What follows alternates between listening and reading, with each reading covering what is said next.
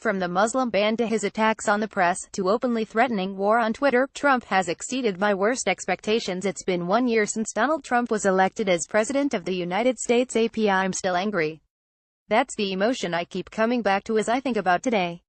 1 year ago, I sat in silent horror as Donald Trump was elected the 45th President of the United States. I'm still teetering between my seething rage and absolute terror. They say time heals everything, the Dixie Chicks famously sang, but I'm still waiting. Last November I wrote my first piece for The Independent about how divided my American family was by the election. Half of us voted for Trump and half, like me, voted for Clinton. The election fractured us, and we've still not recovered. I haven't spoken to either of my sisters all year. I don't know if they want to speak to me or not. I left one a voicemail a few months back when a producer approached me about a documentary on families divided by the election. She never called me, nor him, back.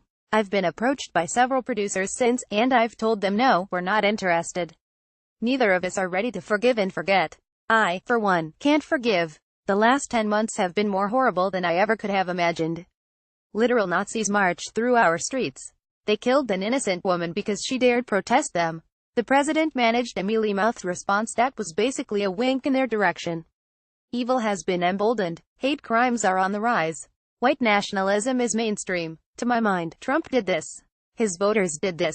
I can't forgive them. I'm still so incredibly pissed off that we are where we are. It's a constant deluge of proto-fascism, racism and xenophobia. From the Muslim ban to his attacks on the press, to openly threatening war on Twitter, Trump has exceeded my worst expectations. Every push notification increases my stress and each tweet gives me anxiety. It's exhausting. Tina Fey got a lot of flack for her bit on sheet-caking eating cake instead of protesting because it's all just too much to handle back in the summer, but I get it. Every single day is an experiment in terror, wondering what the sociopath in chief is going to do next. Staying engaged is an Olympic sport, and not letting the sheer amount of sewage coming from the Trump shitstorm wear you down is a Sisyphean task. Donald Trump tramples over fish-feeding ritual by chucking entire box into pond. Just writing this, I keep coming up with new things his administration has done.